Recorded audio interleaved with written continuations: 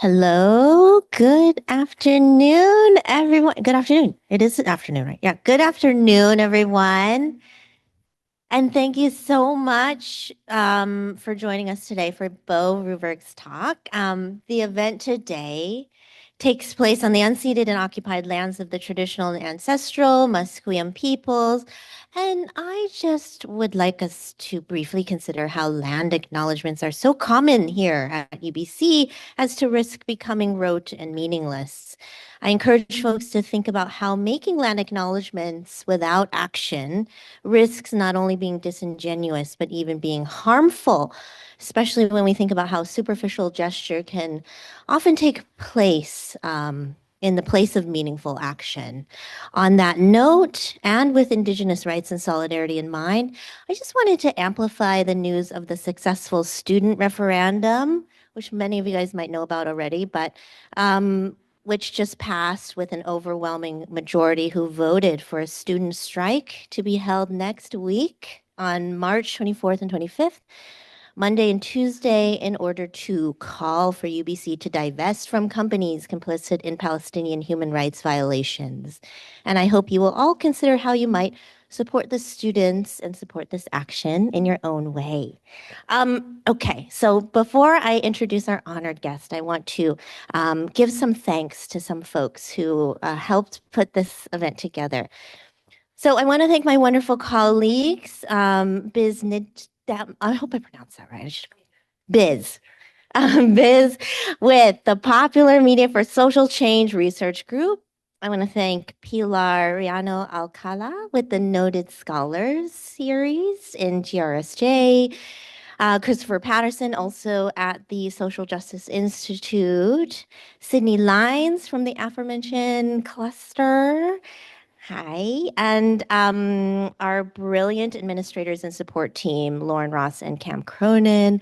I hope I haven't forgotten anyone. Please let me know if I have.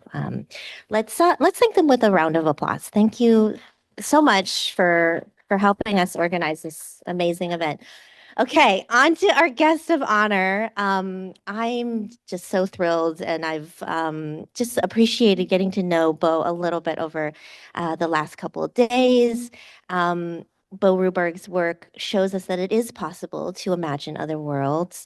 Bo Ruberg is a professor in the Department of Film and Media Studies at the University of California, Irvine, and co-editor-in-chief of the Journal of Cinema and Media Studies. Their research explores gender and sexuality in digital media with a focus on LGBTQ topics in video games. They're the author of 4 books, Video Games Have Always Been Queer, NYU Press 2019, The Queer Games Avant-Garde, How LGBTQ Game Makers Are Reimagining the Medium of Video Games, Duke University Press 2020, Sex Dolls at Sea, Imagined Histories of Sexual Technologies, MIT Press 2022, and How to Queer the World, Radical World Building Through Video Games, which we'll hear a little bit from, NYU Press 2025. They have also co-edited 2 volumes, Queer Game Studies, University of Minnesota Press 2017, and Real Life in Real Time, Live Streaming Culture, MIT Press 2023. So let's give a warm welcome to Bo, and thank you again for being here today. Hi, everybody. Thank you so much for being here. Thank you so much, Mila, for the introduction. That was lovely.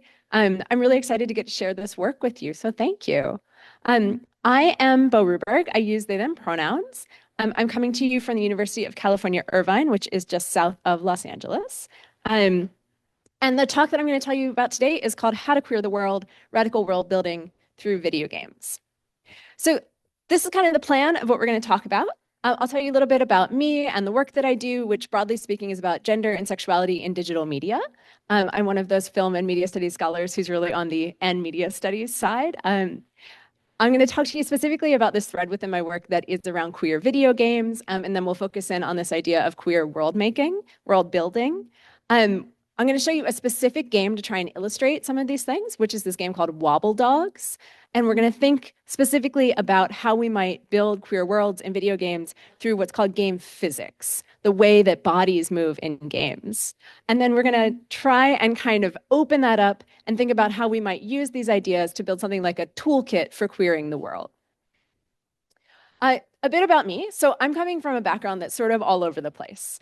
I started out as a tech journalist, and that kind of put me in dialogue with the video game industry, the technology industry.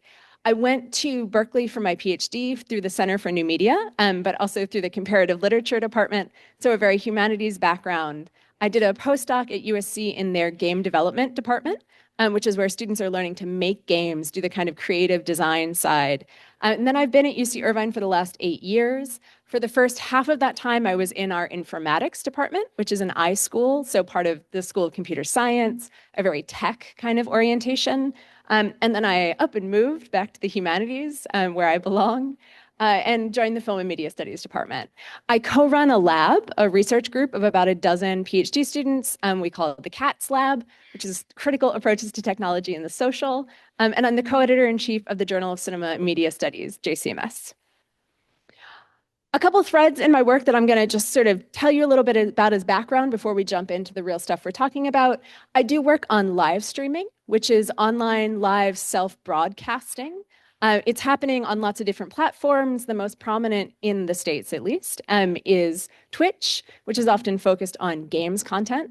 So I ran with a number of my PhD students this group called the Inclusive Streaming Initiative that focused specifically on identity-based harassment in online live streaming.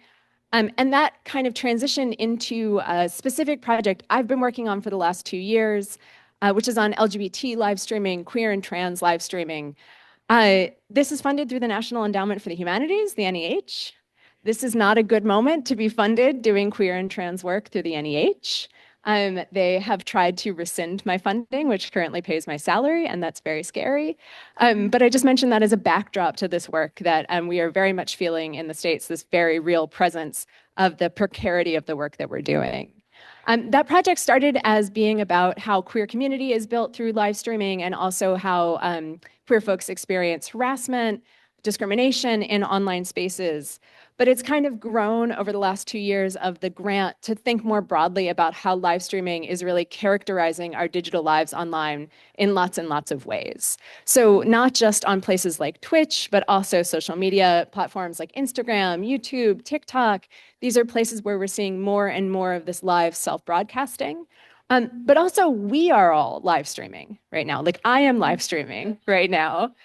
Anytime we're using, Zoom or Discord or Google Meet to broadcast ourselves live, we are also live streamers. So trying to think more and more about that broader social context. And that's kind of come together for me in thinking about sex and sexuality in our everyday lives as live streamers. So hopefully when this is all done percolating, it will become a new book project that's about how live streaming as a set of histories, a set of technologies today is intimately tied up with sex and sexual identity through things like webcam performances, kind of online sex work through live streaming, through the labor of sexual performances online, and also through the ways that we are expressing and being surveilled in our sexual practices today through live streaming, through things like Zoom, which tried to crack down on sex parties at the start of the pandemic, if you remember. This kind of constant anxiety that when we Zoom to our students, something sexual will leak out or we will learn about people's inappropriate behavior that way. So that project has become about sex and sexuality more broadly. Another thread in my work that is here in the background is thinking about histories of sexual technology, and specifically kind of questioning and interrogating white Western colonialist histories. So the biggest project I've worked on for this is this book called Sex Dolls at Sea, Imagine Histories of Sexual Technologies. I'm not normally a person who recommends my own work, but I actually really like this book. It's really fun, so I do recommend it. But what this is a kind of rabbit hole that I fell down into. When you read contemporary narratives about sexual technologies, and by that I mean things like we have Bluetooth-enabled butt plugs, we have smartphone devices that connect with dildos, we have sex robots, good time for the child to cry, I agree. These technologies are becoming more and more prevalent. They are becoming a larger and larger industry. And when people write their histories, they always tell this story that says the very first piece of sexual technology were dolls that were made by sailors, European sailors on long, lonely voyages who got so pent up that they took scraps of material, they sewed them together and created a doll that they passed around. And so it's this story of white men, white colonialists on these long journeys, inventing from the kind of desire of their heteronormative lust, inventing the beginnings of sexual technology. And I read a piece about that with a grad seminar and then thought, I've got the afternoon. I'll figure out whether that was real, right? And then it became this multi-year project. And what the project reveals over the course of time is that that history is entirely false. There's a totally different history of sexual technologies that's tied to colonial exploitation in Brazil with the extraction of rubber, that's tied to new technologies in France around printing and the circulation of advertisements in the 1860s. But the kind of goal of a project like this is to retell that history and to talk about what we don't tell, right? To find the kind of queer implications, the implications that are racialized, that are tied to colonialism, about the histories of our technologies. That's kind of segued into a few other projects I'm working on at the moment in a similar vein. So I've been at the New York Public Library working on the history of gay switchboards. Switchboards are telephone technologies that were particularly popular in the late 70s to early 90s, where you would call in, get information, sometimes about health, about nightclubs, about where you could stay overnight in the city. Sometimes you'd call in to have phone sex with the operator. This is all recorded in these logbooks from years and years. And this becomes a really critical communication hub once the HIV/AIDS crisis begins, becomes a real lifeline for the queer community. And then I've also been looking at the history and the kind of media history of sexual subcultures that are a little bit harder to reclaim and a little bit harder to stand behind, to think about what happens when sexual subcultures intersect with issues of racism, issues of sexism. So I've been looking specifically at swingers and the history of kind of non-monogamous or like extra monogamous sex in the US, but also in Canada. I've been spending time at the Kinsey Institute in Indiana, and they have this amazing array of these early publications where you can see swinger culture coming together through the mimeograph, through the fax machine, through changes in postal code, changes in postal stamps, these kind of amazing like pre-digital technologies that made sexual subcultures. But this is the thing I want to focus on with you, which is the strand in my work that's about queerness in games. So this is my new book, How to Queer the World. It technically comes out next month. My publisher insisted that I give you a discount code. So here is a discount code for 30% off. Remember what you press. But you can also find the book there at that URL, and it will come out in just a few weeks. So before I dive into that, I always like to explain what I mean by queerness. I know that the people in this room probably, this is something you think about a lot. The nuances of this are something you think about a lot. But often because I'm interdisciplinary, I'm speaking across queer studies, folks who are invested in social justice, and people from the tech side who maybe haven't thought about these intersections. So when I talk about queerness, I'm thinking about it in multiple registers at the same time. So of course, we think about this umbrella term for anyone whose identity falls into an LGBTQIA plus spectrum. I'm thinking about how queerness signals pride and activism and community. I'm thinking from queer theory about this strand of queer theory that thinks about queerness as non-normativity or counter-normativity. But more and more, I find myself drawn to queer theory work that's thinking about alternative intimacies, right? Not just that counter-normative, but other ways that we can be together, other ways we can be close, whether that's sexual or otherwise, between people and the non-human world, between the non-human world and itself, right? So looking for other models of closeness and togetherness. Queerness and games together is an interesting intersection. I've been doing this work for about 20 years now. And whenever I tell people about it, still they're like, how much could there really be there, right? Video games are a medium we think about as often exclusionary, homophobic, transphobic, both in their content and in their communities. And that is often true. But there's actually a lot of other stuff happening here. So there's a whole world of us who work on this called Queer Game Studies Scholars. It's definitely not just me. There are also many, many game designers, many of them working in small teams or individually doing this work as well. And there's a lot to look at here. So we have queer representation in what we call AAA games, which are these big, it's games produced by really large studios with huge budgets. We're seeing more and more queer folks represented in those. There is an even larger world of what we call indie games, which are small, scrappy, kind of experimental video games. And there are just, when I started this work, it was like dozens of queer and trans folk making these games, and now it's just thousands. It's kind of amazing how it's totally gone beyond what I can possibly know about. I think that's a really amazing sign. This is one of the games I'm obsessed with at the moment called Queer Man Peering into a Rockpool.jpg, which is not a JPEG. But I recommend it. It's about life, queer life after the end of the world, a queer man of color, and becoming close with a non-human. So like his roommate is a hole in the ground. His best friends are rocks that roll up on shore to this island he lives on. There's a whole queer history of games, going back to the late 80s at the earliest, possibly earlier. There's a whole world of queer fandom around games, people taking games that maybe have subtle queer elements or maybe no queer elements at all and expanding on them. And then I think we can think about things like queer aesthetics in games as well. This is Sayonara Wild Hearts down in the bottom, which has this really beautiful bisexual color scheme and is a music game that really kind of brings that affective embodied element to a queer game. A lot of the work that I do in this area is inspired by crossing over between academia and game making. So this is an event that I ran for about 8 years. It's actually coming back again this fall, which is really exciting. I love that you know that. Thank you. This is called the Queerness in Games Conference, or QGCon. It started at Berkeley when I was a grad student. My collaborators were in the Bay Area, and it is explicitly about bringing together folks who make games and folks who study them so that we can think together about what that playful interaction is between queer identity and games. And it has really kind of driven how I think about this work as not just being something that I'm doing alone by myself, but that I'm always doing in community and collaboration. These are some of the books that I've worked on in the past about queer games, and I think they kind of illustrate these different approaches.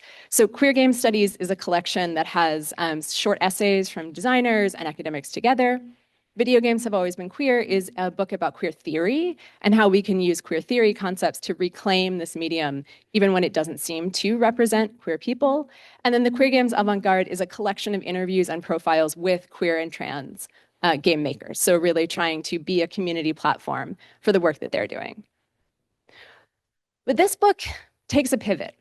So this book is specifically about world building in games, but also hopefully in a way that we can also expand out beyond games. And the kind of core that I'm going to be talking to you about here is how video games can show us how we might build worlds, but also how they can challenge us to rebuild the world in games and the world around us. It's been a really rewarding project for me because it's allowed me to push out beyond the work that I'm already kind of familiar with and that I've been working on for a long time, and to take a more intersectional approach and an approach that brings together more areas. So some of the work that's been really influential, people working on the ideology and the politics that are designed into game worlds. So folks like Alenda Chang, who works on ecology, Soraya Murray, who works on post-colonialism and decolonialism in games, indigenous game makers like Elizabeth Laponce, thinking about how we can build worlds not based on kind of Western colonialist norms, but instead coming from indigenous knowledge. But also looking into the connections between world building and world making, which is a concept that really bubbles up from queer of color theory, looking at Afrofuturism, queer speculative fiction, science fiction, and then also a chance to really grapple with posthumanism and feminist STS. So here's kind of the core of this premise, this project. That today we need the ability to build new worlds, right? That we are standing in this moment where the world around us is broken. And especially for someone coming from the US, it is breaking more and more at a terrifying speed every day, right? And that we need to reimagine the world in a way that's not just different on its surface, but also at its core structures, that we need to start at a base level and build back up from there. Video games are a really valuable medium for this because they let us do two things that we need in order to rebuild the world. They let us interrogate the world that's already around us. They give us these objects that we can look at closely, that we can play, we can think through in a systemic way. And then they also let us reimagine how the world functions. So we can build back up new worlds in games to rethink how we can change the world around us. And the reason that video games are really, really helpful for this is that all video games are worlds. So I'm actually a big believer that video games are very rarely video games. They're very rarely games, even though they might have game-like elements in them. What they are kind of across the board is worlds. They're places that you can step into, that you can inhabit, that you can be, and that's true of every kind of game. So we often already use the language of worlds when we're talking about really specific kinds of games. We talk about open world games, which are these big expansive games. We talk about virtual worlds, which are online multiplayer worlds. But I think all games are worlds, right? Even if they're a puzzle game or a short game or a fighting game, they are these design spaces that we enter. And so it might be unsurprising in that way that world building is this really growing topic for folks who study games and also who make them. And we're seeing more and more academic work arguing for how video games build worlds. We're seeing more and more industry talks and books about how this is an important part of the process of making games. We're also seeing a ton of work from analog games too. We were just talking about tabletop games. There's some really important work happening there as well. And that's all really valuable. But I actually think that we need a different way of thinking about world building in relation to games. So at the moment, a lot of this work is still really centered on narrative. It's centered on the idea that we build worlds, especially in things like science fiction or fantasy, as a backdrop for telling stories, creating a kind of holistic environment for telling stories. But video games are not just stories. Video games are interactive spaces and interactive experiences. And so I think when we think about world building in games, we need to think beyond storytelling into things like interaction, into software, into aesthetics and feeling. And the reason why I think that's really valuable is that it shows us a model for, again, getting at something deeper, kind of questioning what we think of as the underlying rules of the universe. And this project is really inspired in part by astrophysics and kind of queer writing by Karen Broad, especially on astrophysics. So these kind of fundamental physical rules of the universe, we can destabilize and we can question.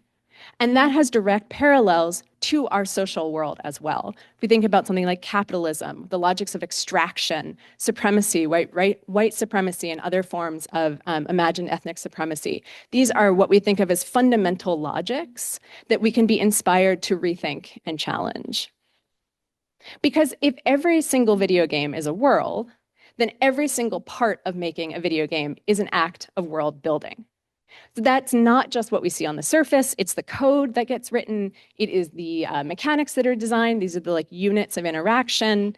Every single decision that gets made when a video game is built is an opportunity to do the thing that queerness is asking of us, right? Which is to remake the world along these alternate logics, alternate ways of thinking about identity and longing and who we are and who has power. And that also works really well with games because video game worlds already resonate with queer and trans lives. There are tons and tons of people out there, queer folks, trans folks, who connect deeply with games, despite the fact that they have these very discriminatory cultures often. Because these are places where we can already think of who we might be differently, what we might desire differently, and how we can fit into the world around us otherwise. These are spaces that literalize queer theory concepts of imagining the world differently. But the thing that I want to do is actually kind of push that further and say that we don't just build queer worlds through games, that we can build worlds queerly. That there's a way of doing world building as a process, not just as a product, that can be queer. And that is a way of approaching world building that starts from challenging these fundamental truths, these fundamental structures, and lets a new reality grow out of that difference. And I'll show you some examples of that. So how do we do this? There are a bunch of ways. The project goes through a number of examples. I'll walk you through a few really quickly, and then we're going to dig into one in particular. So one way is through what we call mechanics in games. Mechanics are each of the little rules that determine how you interact in a game, where you can go, what happens when you do something, what are the rules for winning. And for this, I look in the book at this game called What the Golf. And you'll see I'm really drawn to games that are like silly and colorful and absurdist. games that you might not look to for queer representation, but that I think really echo deeply with queer experiences of the world. So this is a game that scrambles the game of golf 9,000 times. So each of these little levels that you see here is a little floating island where you play a version of golf, except that each one lasts about 3 seconds and then it starts again. So sometimes you are the person hitting a golf club, sometimes you are the golf club, sometimes you are a ball, sometimes you are a horse who's getting married to another horse by being hit down this course. It is a game that I think really exemplifies how video games remake the world each time they remake rules, and how they're constantly allowing us to challenge what we think we are, what we think we can do, and what our goals are when we do it. We can also do this kind of world building through interface. So interface is the way that we interact with lots of things, but in this case, with a machine, right? The way that we navigate the game space. This is a game called If Found, which was made by a group named Dreamfeel, and Dreamfeel actually also made the art for the cover of this book. It's something I've been trying to do more and more with these projects, is be in direct collaboration with the people whose work I talk about in the projects. So this is a game that is an interactive narrative where you are a young trans woman who is going to her home in rural Western Ireland in the 90s. You are going back to try and figure out how to live alongside your family. And this is a game that works backwards. So it is a story told through the diary of the protagonist, but instead of flipping through the pages of the diary, what you are doing is erasing. And the only way that you interact with the game space is through this eraser that you can see there. So it's as if the whole story is told through this like palimpsest, written page on page on page, and then you move forward by moving deeper, by erasing away. So I'm interested in how this might be a kind of trans experience of time that's neither linear forward or linear backwards, but instead is looking deeper, going to something deeper, while also potentially erasing away something on its surface. We can think about world building through perspective. So games are a really interesting medium for operating at multiple perspectives. And by that, I mean like actually how you look into the game space. There are games that are two-dimensional, right? They're flat.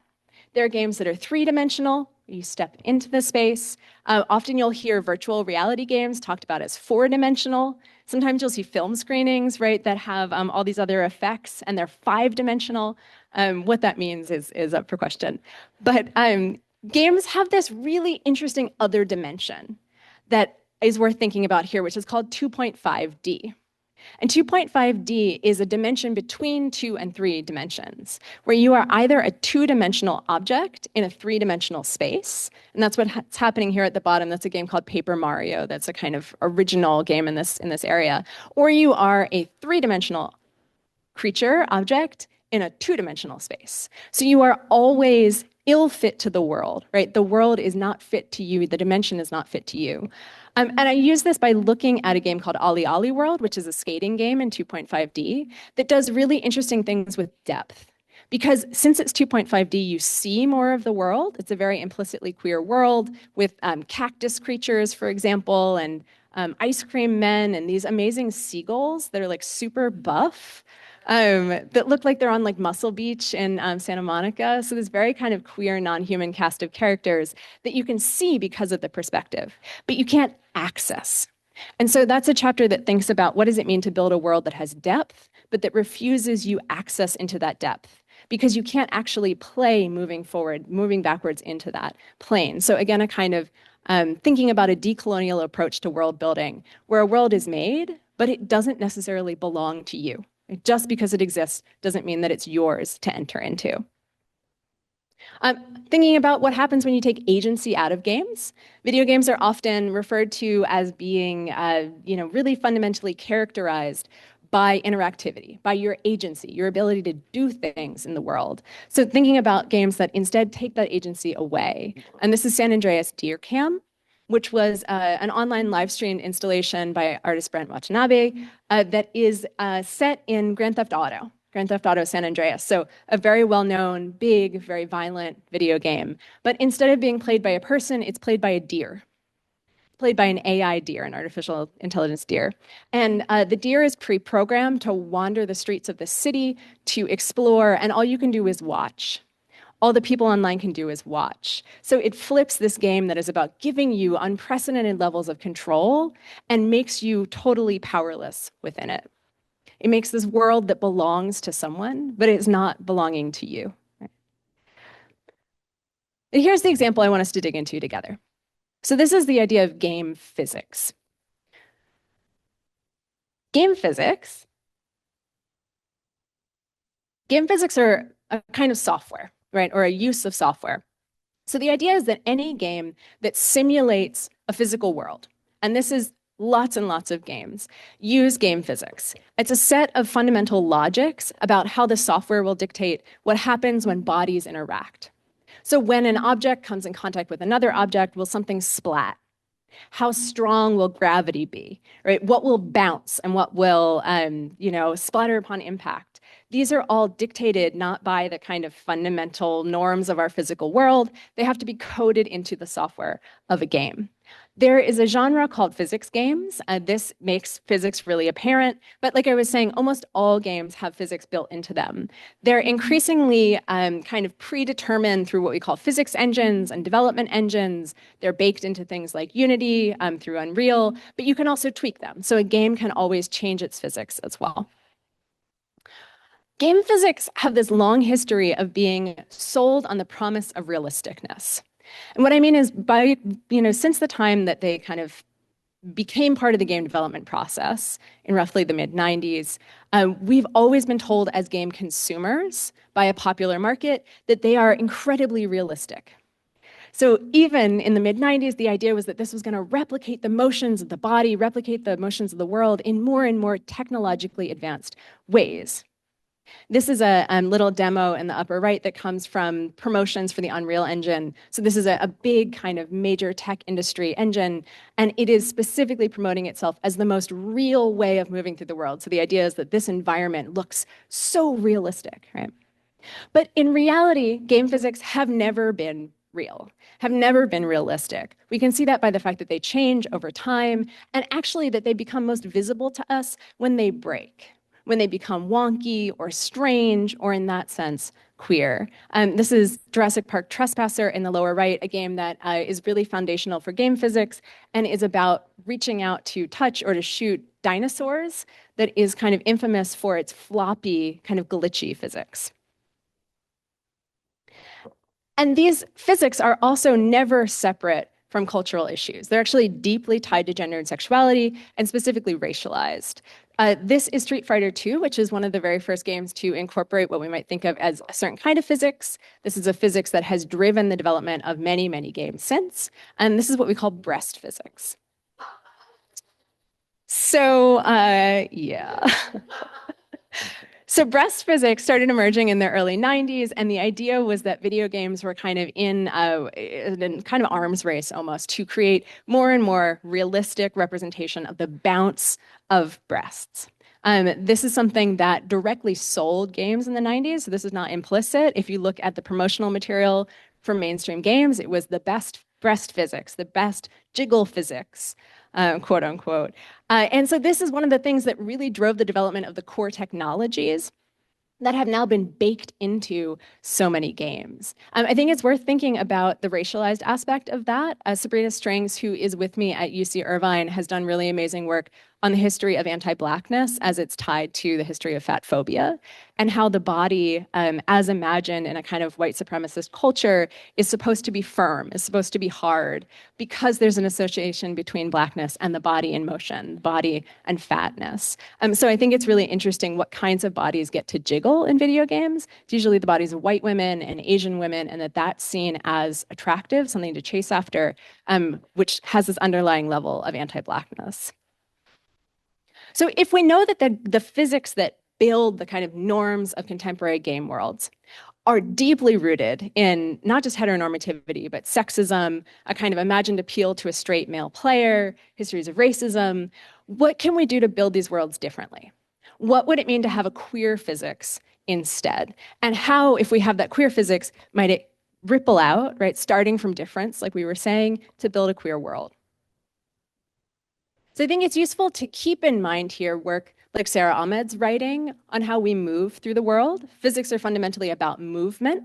and how the way we move creates new worlds around us. So Ahmed writes in Queer Phenomenology about how the way that we turn creates worlds, how the way that we move along different paths, maybe straight, maybe divergent, maybe deviant, and how those motions through the world create new worlds around us. But video games add new layers to that. So they let us think about not just how we move through the world, but how the world moves us.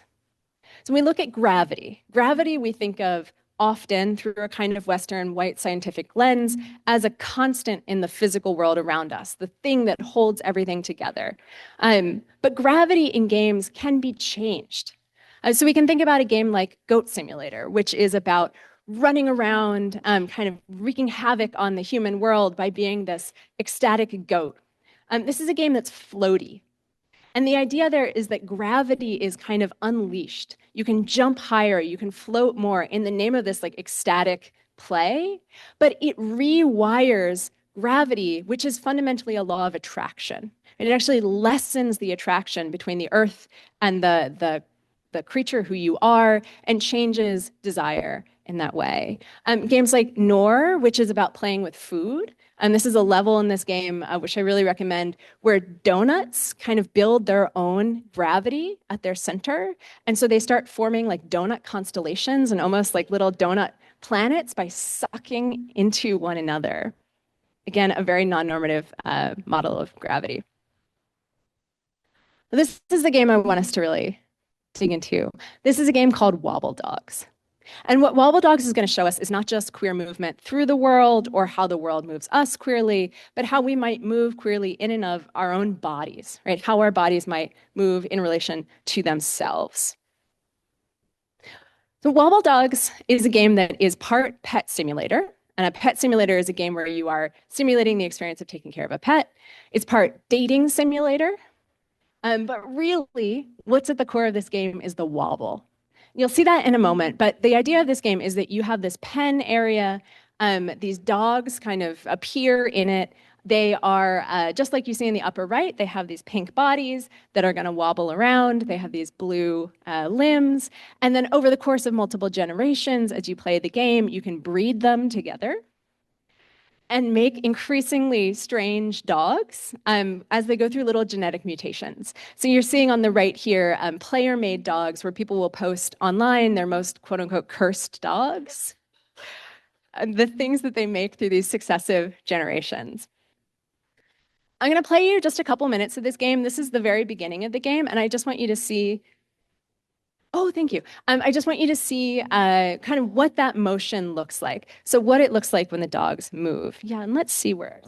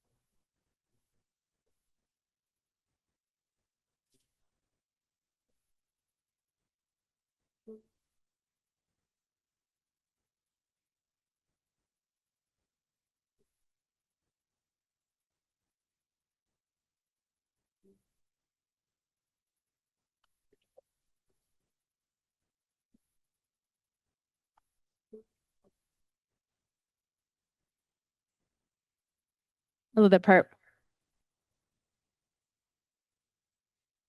Okay, thank you.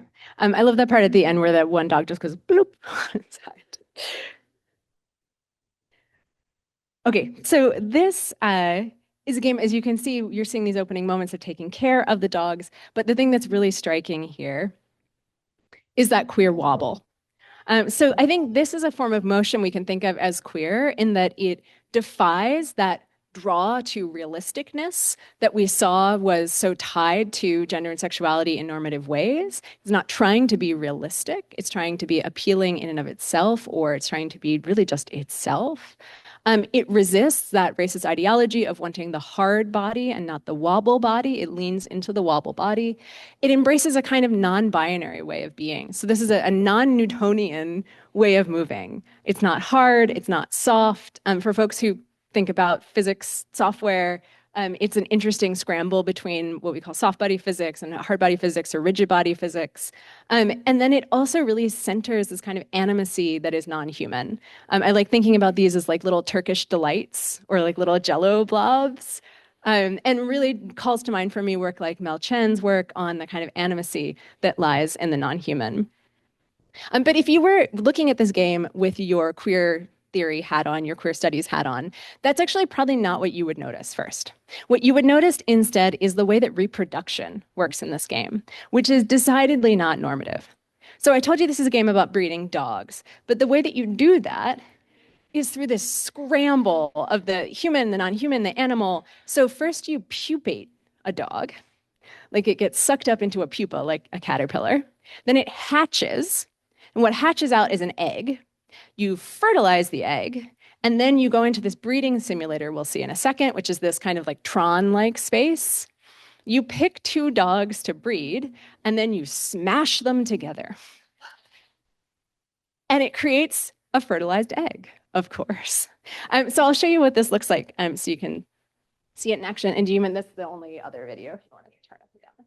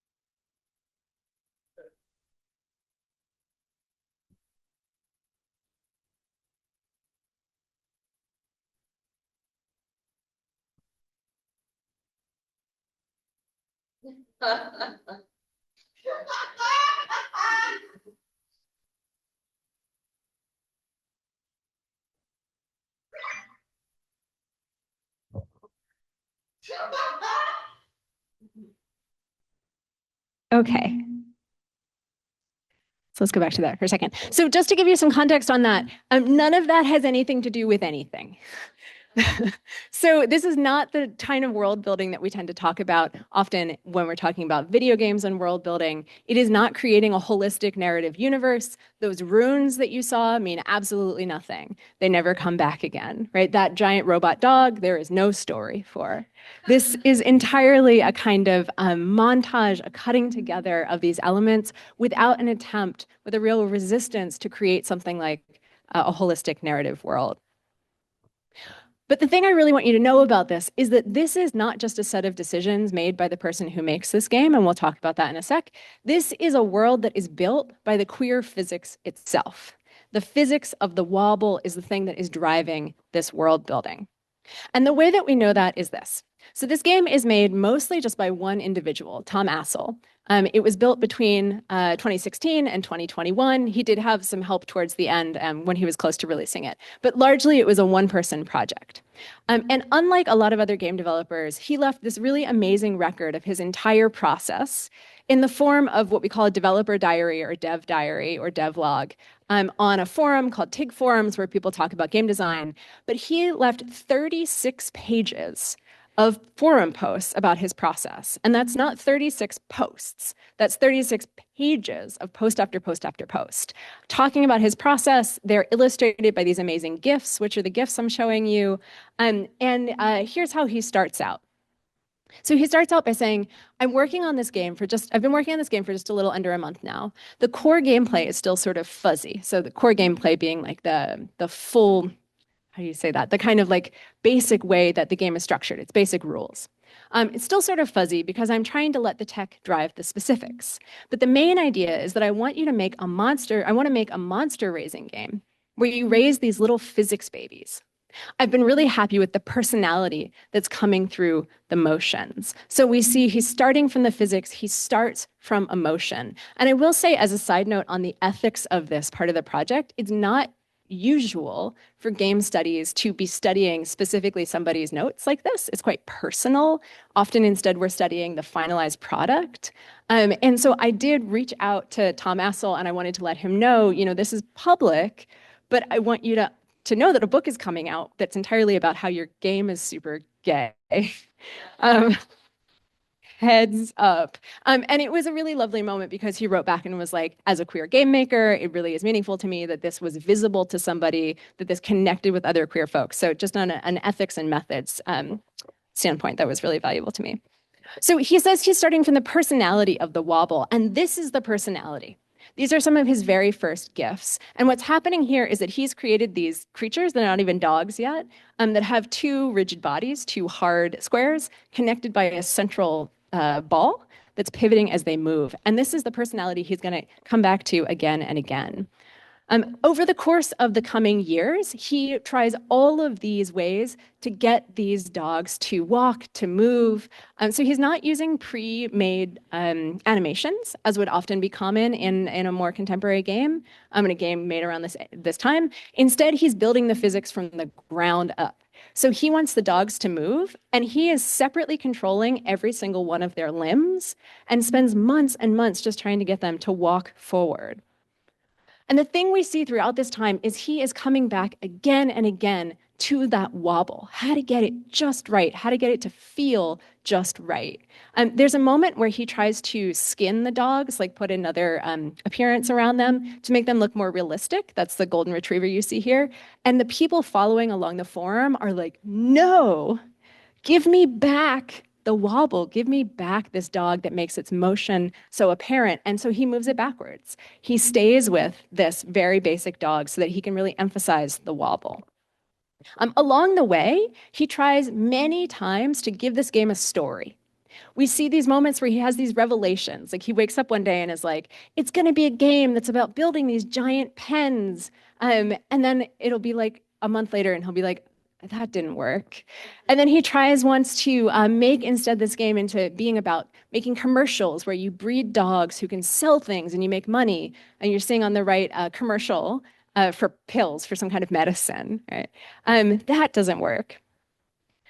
And then he goes to this event called XOXO, which is a game design and other kinds of design event. And he takes the current build of the game with him, the current version. And in this version, he's trying really hard to give it a story with characters. He's made these characters that pop up, that walk you through the game, and he shows the game to people, as a work in progress. And he comes home and he writes this. He says, people love the graphics. This surprised me, but I had a lot of people specifically tell me they hoped I wouldn't change the style. It's funny, I think it's obvious to people that the 3D stuff was all made by me and that I'm not necessarily an expert in that regard, but they also find the style charming. So he goes out and he brings this to people and it's that style, right? That feeling of the wobble they're drawn to. And then almost immediately he gives up. He gives up trying to give this game any kind of story. Inspired by what people responded to, he says, I'm giving up on the idea of making this into a more traditional game. Wobble Dogs is a pet simulation game. It was always meant to be a pet simulation game. It's going to be somewhat sandboxy, it's going to be somewhat self-directed, and it's going to be chock full of the dogs you so desperately crave. And that's what happens. After this, the game looks like it does in its final version. Once he leans into the wobble, once he gives up on story, the game looks like we know it today. But this other thing happens along the way too. I was telling you that the really explicitly queer part of this game is its reproduction, and the physics actually made that too. So this is a moment early on when he's trying to figure out how to get all the dog's limbs to operate together. He's made this rig to try and do different muscle physics, and he's messing around with it, and he decides just to put one dog on one arm, one dog on the other, use this particle effect where the hearts fly off. But it looks just like the robot dog, right? And that's where it comes from. It's trying to wrangle with the physics, having a hard time wrangling the physics that gives him this idea. And he says, I'm kind of seriously considering this as a breeding mechanic. I really like the visual metaphor of having the player smash the dogs together like dolls. So even this too comes directly from the physics. So in this way, Wobble Dogs models one of many possible approaches to queer world building. It's to let queer systems build queer worlds, to start with queer systems and have worlds emerge from them. So in the last few minutes, I just want to kind of think with you about how this broadens out. So how might we use this as a kind of toolkit to approach the world around us?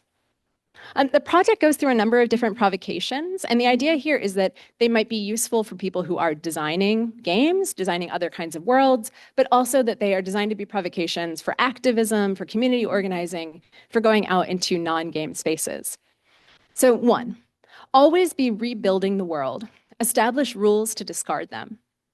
2, rewrite the laws of the universe. Nothing is sacred and nothing is true. 3, change the world by changing the nature of matter. 4, shift perspectives to reveal alternate dimensions. 5, do not overbuild your world. Avoid linearity, embrace deviance. And then 6, relinquish agency, become obsolete, find the world's end. And so this is the one that we really honed in here. So this is change the world by changing the nature of matter, which is what we see through Wobble Dogs. So it says, reimagine the seemingly immutable law of being stuff. How bodies move, how masses attract, what happens when entities collide. Abandon the instinct to simulate the real and question the nature of realness. Abandon control, build worlds in intimate collaboration with your tools. These tools have their own desires, their own worlds that they long to bring into being.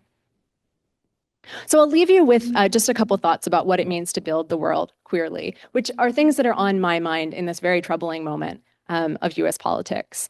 Building a queer world does not necessarily mean building a better world. And anytime we talk about making the world better or fixing the world, we need to ask ourselves who we are fixing it for and along what measures is it becoming better. Because our goal isn't to fix the world. It's not to fix it into place. It's to be constantly playing with and playing out different ways that the world could be. And I think in this moment where it can be so deeply challenging to imagine what it means to make a better world, just the joy of being together and playing together and feeling these queer connections with games can give us the power and the energy we need to make change. Because this is what we're trying to do, right? We're trying to make strange worlds, impossible worlds, radical worlds that allow us to see the world differently. Because the work of queering the world is itself never finished. Thanks. Yeah. I really appreciate, the presentation was so incredible and provocative, and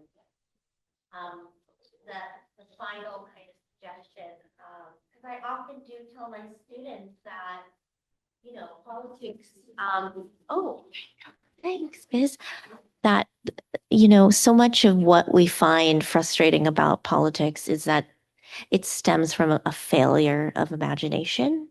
And I really do believe that. And I think a lot of folks in this room who are in the liberal arts, we struggle to make that point heard and known. And I think you demonstrate how beautifully that, real politics does rely on being able to imagine and to think things are possible, and how video games allow us to do that. I guess I'm just intrigued by some of the other provocations that maybe you didn't get to in this particular talk, and particularly the end of the world, like imagining the end of the world. Just to hear you kind of tease that out a little bit more, I'd love to Yeah, hear let me that. put those back up Thank you. first. Yeah, thank you so much for the question. So as we were talking about a little bit, I've had this kind of companion project going for a while that's about queer apocalypses in games. And honestly, this project kind of started as that project. And then I was like, this is really different. Like there's got to be a flip side to this as well. But so I've thought a lot about this idea of the end of the world and what comes after. I think that building worlds always goes hand in hand with unbuilding worlds, right? And that there's a fundamentally destructive act in undoing what we have now in order to reimagine it. So I think what I'm calling for there is a willingness to destroy things, right? And I don't necessarily like, I think the line between that and forms of violence like is something I try and get my head around, right? But like to deeply rethink the systems in a way that might mean destroying the things that we think are true. And that to build up from there has new potential and new possibility. So what I see in games that are about the apocalypse, and there are tons and tons of them, is a way that queerness especially is often tied to the end of the world, a kind of fear, a kind of panic of a reproductive future that won't exist anymore because of queer people, and very much tied to Edelman and to Munoz and this kind of thinking tension in queer theory, but also a lot of queer and trans game makers who are making games about the post-apocalypse that really think about how in the ashes of what we know, a new way of being is possible. So a new way of imagining what gender might mean, what relationships might mean, what identity might mean. So those are spaces of possibility as well. So I think I'm always thinking about like building, unbuilding, rebuilding as always going hand in hand. Thank you for the question. Thank you. Yeah.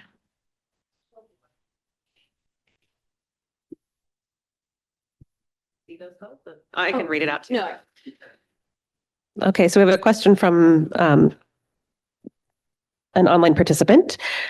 I have a question about queering games and disability, as in how does accessibility in games emerge in this discussion, as often the disabled XP of gameplay is queering the game, and that we transform the mechanics in a way the creator may not have intended. For example, the Pokemon games being playable by blind gamers when the walls make sound when you walk into them, which was later taken out in newer games and caused blind gamers to be less able to enjoy the world of Pokemon. I do hope that made sense. Can you speak on this? Thank you. Yeah, no, thank you. Thank you, person, for the question. Yeah, I mean, I think that that is a really interesting example of the way that these questions overlap, right? And are intersectional. Like, I don't think you can separate. Oh, that's me big on the screen. Terrifying. I'm going to share my slides again.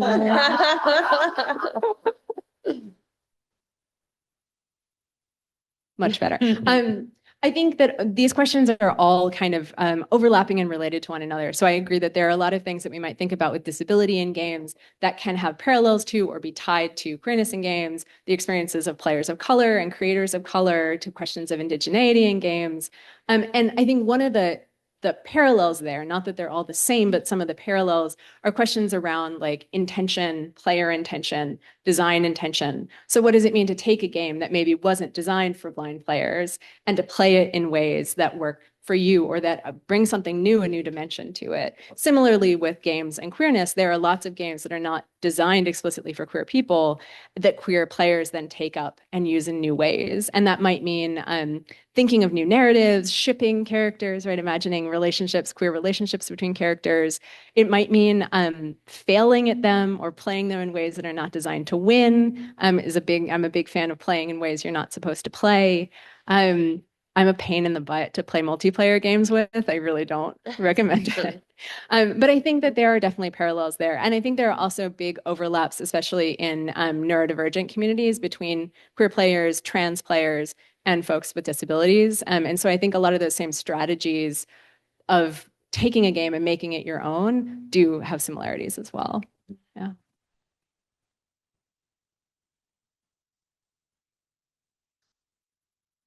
All right, I'll be the runner. Okay. Thank you. Thank you, Bo. That was really a wonderful talk and learned a lot. I'm curious about where, feminist utopias and queer worlds might converge and diverge. And I think it's the divergence of this building a better world. And yet we do know that there are libertarians, MAGAs of the MAGA world, including the libertarians of the, I guess, anarchist world. And there are differences within the libertarian capitalists and the anarchists that might also see themselves as building better worlds. And this is probably a question where connected to the finding the world's end of how does the transhuman ideologies, or more specifically ideologies, would fit in these provocations? And how might that better world be seen through a lens of, how do I call it, an old-fashioned term on ethics and morality uh, and what's for the common good, whatever that means for a better world. So I know it's a little, it's more, it's a teleological question perhaps, and for what end, beyond the world's end. Thank you. Yeah, thank you. I think one place I would point to is Alinda Chang's work. She works on ecology in games. And I think when I think about your question, I think a lot about environmentalism, right? And what are the ethics of how we interact with the world? And so her work is really valuable for thinking about how a game might map an extractive, violent relationship to the world around us, or could, on the flip side, model other ways of being in relation to nature that are not fundamentally in the same ways violent or extractive. I think one thing that I'm wrestling with, honestly, with this question is that a lot of these games that maybe help us think about the world's end are ones where we play as animals or we play as plants. You can kind of see through these examples. I'm personally drawn to things that are not about playing the human. There are games where you are there's a game where you're a mushroom, for example, which I think is really interesting to think about in relation to thinking about things that survive after the end of the world. But what I'm still trying to wrap my head around is what it means to be a human player playing that. Like, I think it's an ethic of imagining a world that is not ours, that's not for us, that we're not central to. And I think to me, that is a valuable ethic, of thinking of a world that's not built for us. But what it means to be a human player stepping into that role, I still don't quite have my head around. So I think maybe the broader answer is that these are worlds that can help us think about how to be in ethical relation to one another. But the nature of video games as a medium of one that allows you to a certain extent, control the digital environment, I think also undercuts that in a certain way that I don't quite have the answer to. Does that make some sense? That's a kind of like, yeah. Well, and then we have projects like San Andreas Deer Cam, the one where it's a deer roaming the video game environment. But I think what works about that is the expectation of control, the expectation that the player will be able to step into this game world. And it's a place where you can navigate the city of basically Los Angeles. You are doing all kinds of, violence and side quests and things. But the tension in that work is that you expect to be able to do it and you can't. The control is instead taken away and given to the AI simulation.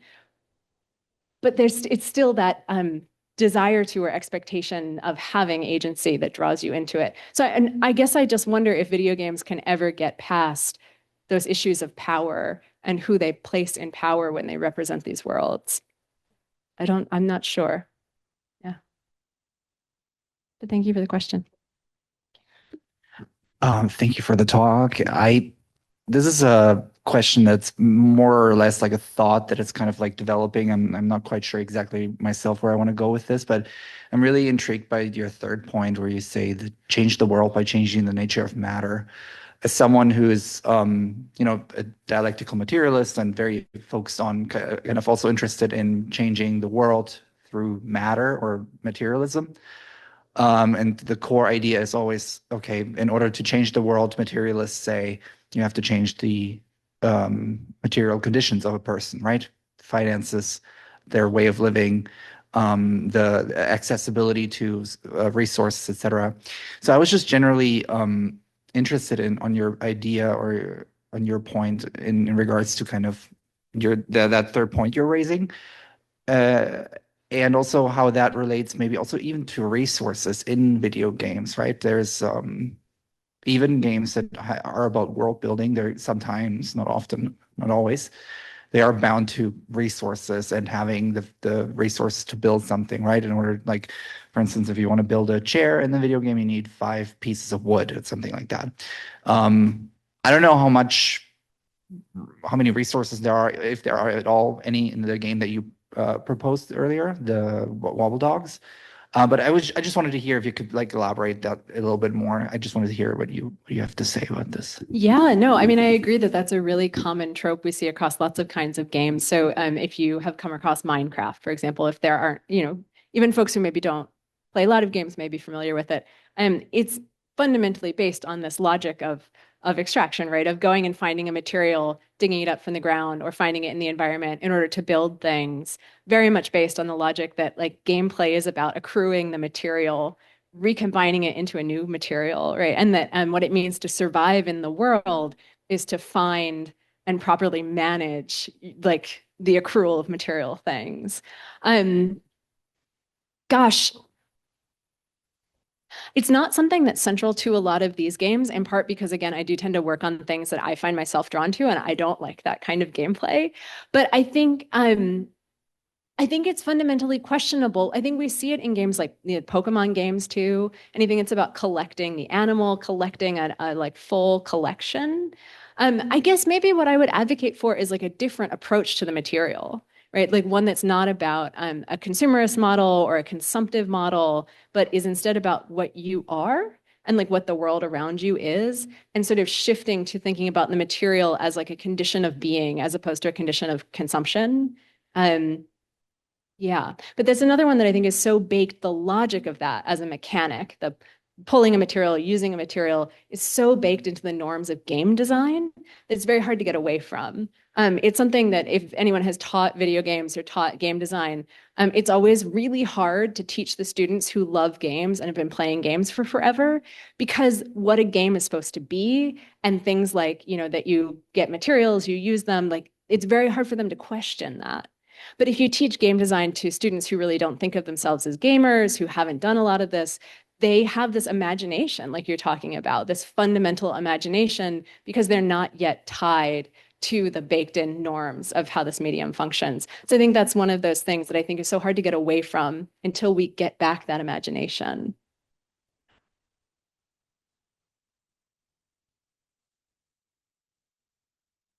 Thank you for your question. Hi, firstly, thank you so much. And then even more firstly, have you heard of a game called Squirrel with a Gun? Somebody just recommended this to me like 2 days ago. And then something that I've been talking about with my students and we noticed while looking at trans representation in video games, both in live stream culture and in like the games itself, is that there's a significant, almost disproportionate amount of trans feminine representation as opposed to trans masculine. And I was wondering if that's something that you've also noticed in your line of research into video games. Yeah, I think it's a good question. Also, squirrel with a gun for the audience, my understanding is that it's about being a squirrel with a gun, but that you are kind of scrambling the ways that guns normally operate in games by using them instead as a way to navigate space. Is that fair?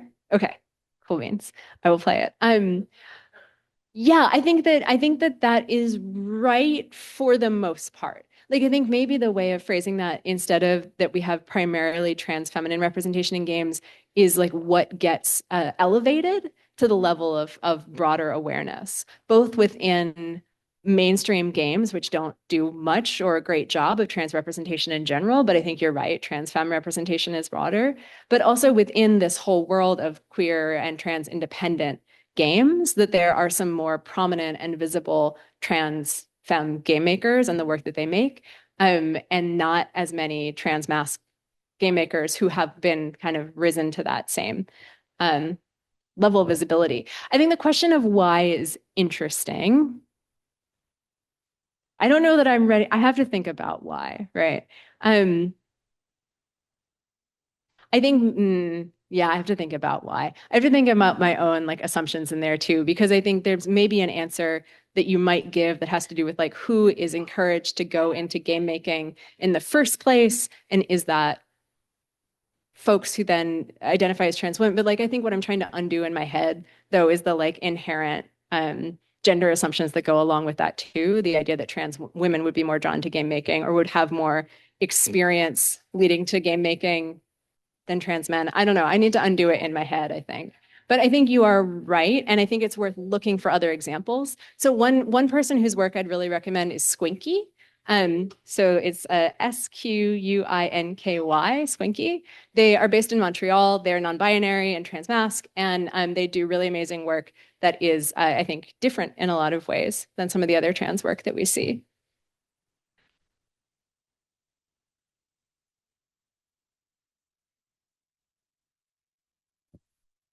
I'm also happy to talk individually if anybody has other questions.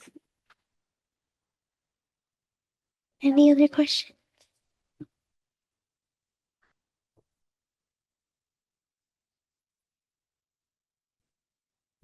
The baton. Another online question.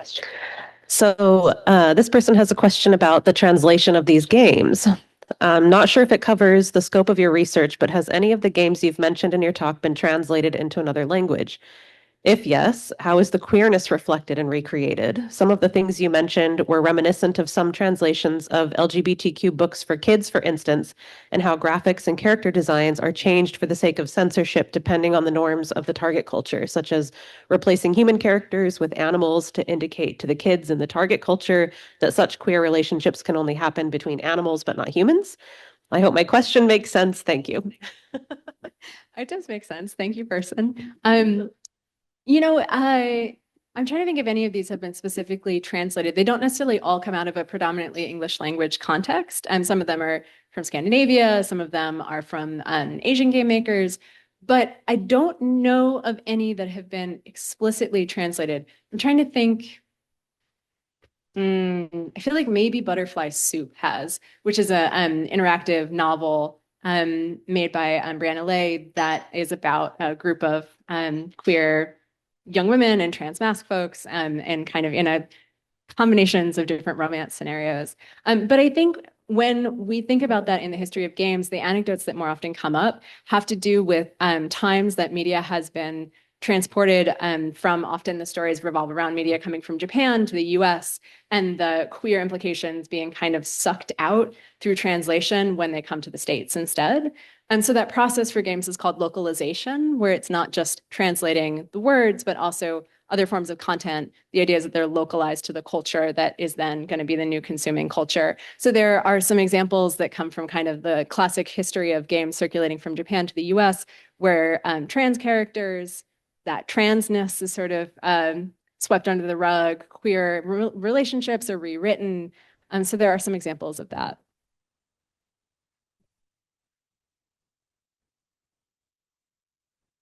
Any other questions? Oh, sure. Thank you. I have another question, Bo, regarding number 6 on relinquishing agency. And if you could expound on that, and I'm actually reflecting on this and what might be a feminist answer to this, whether it's the kind of feminist reimagining of digital worlds and the real material world, that to relinquish agency is to close off the possibility of even building a better world. And that becoming obsolete is not an option. And we're really playing into the dark side of what the transhuman ideologies out there might be, thinking about giving up on this world, finding interstellar ways of mobility. And I'm trying to figure out how this might play out into some, I don't know, types of conservatism we don't want to see. Thank you. Yeah, it's really interesting to think of it that way because I think of it differently. I think of it in relation to organizing and activism, and that within a community that's organizing, you can both relinquish agency and also move that agency to someone else.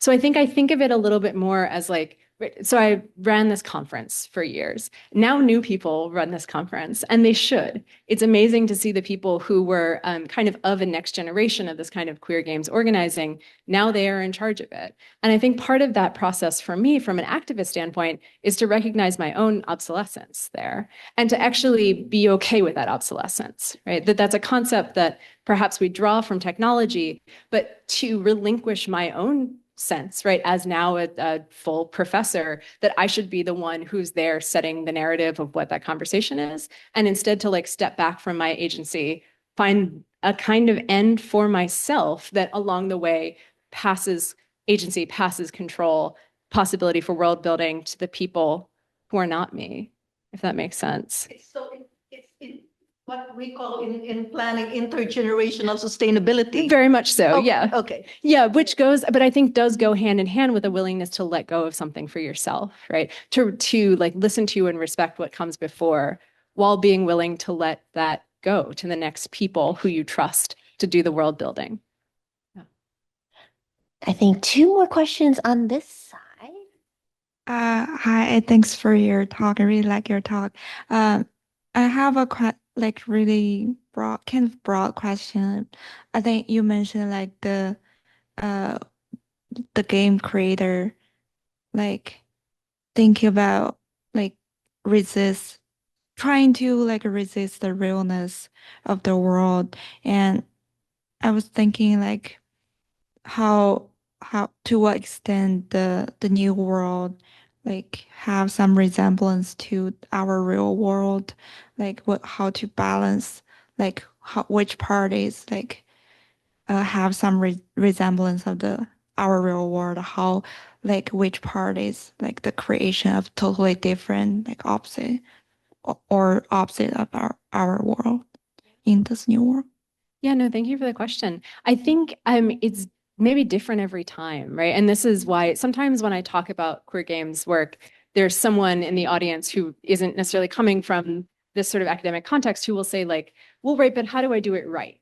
Right? How is this teaching me to make the right representation in games? And there is no right representation in games, by which I mean that like everything is fundamentally messy and ambivalent, and representation will always be problematic and also potentially empowering. But like, I guess I would turn that question back to you as a design exercise almost, right? To imagine not one new world, but 12 of them, right? Or 20 of them, and to try those different scrambled combinations, not because any one of them is going to be the right world, but the process of doing that is valuable. Like when I teach game design, I teach it as a series of prompts, like rapid game making over the course of I did it at 16 weeks. So 12 different games that you make in 16 weeks, which is too fast to overthink anything. And we do it through a series of absurdist prompts. So they get like a piece of found text, or they get a food. We did it with lentils, where they had to take dried lentils and use those as inspiration for a game. And the idea is that it shakes up that thinking and then lets you recombine so that you can't dig in too deeply to any version of what the world is, and you have to keep trying again. Yeah. Hi. I actually, just to let you know, I actually just bought the book. Oh, you can buy it. That's great. I already bought it. I used the code. Thank you. And so I probably find my answers when I read it, but I was wondering because one criticism I often get from peers is that and when I write about games is that I don't consider, or I tend to not consider the material limitations of the actual the actual computer, the actual software, or rather the hardware, and the limitations that, physics are bound to what kind of what kind of uh, graphics card you're using. It's bound to, that comes with certain limitations. And even if we think of like RTX, like if you want to do anything with ray tracing, you need to have the most modern, most up-to-date graphics card. And I was just wondering if that's something that you have incorporated in your book, the material aspect and the actual, the hardware. Yeah, not really, but I should. Yeah, I mean, I think it may be a bias of mine because I'm drawn so away from that kind of what we think of as like a hardcore PC gaming. So games that are going to often require that like more technically heavy and more expensive set of hardware. But there's still other material limitations too, right? Like these are games that often the things I'm talking about you can play on a computer that you can download relatively inexpensively, but there's still material conditions to that too, right? Who has access to that? Who has leisure time and expendable income for that, things like that as well. Yeah, I don't know. I think that's something maybe I would ask of the, materialists, like, what does that do what does that do to access? What does that do to radical potential when the access to these things is limited by material and socioeconomic realities? Yeah. I mean, I think I tend to skew towards games that are more financially, technologically accessible, and to game makers who are using tools that are also, in that sense, more accessible, not necessarily in the disability sense, because you can make work that is different and that can be played by more people. But it's not a final answer. Yeah. Your questions are very helpful for things that I don't know the answer to yet. Thank you. That's really valuable to me. So thank you. Okay, well, unless someone has one more last urgent question, this has been an amazing talk and discussion, and I want to thank Bo again for coming to UBC and sharing your latest research with us. Thank you all for coming. If you could just please take care of your own waste and your trash on your way out, we would really appreciate that. I think there's maybe some food if you want to take something to go as well. Please do. Okay, thank you. Have a great day.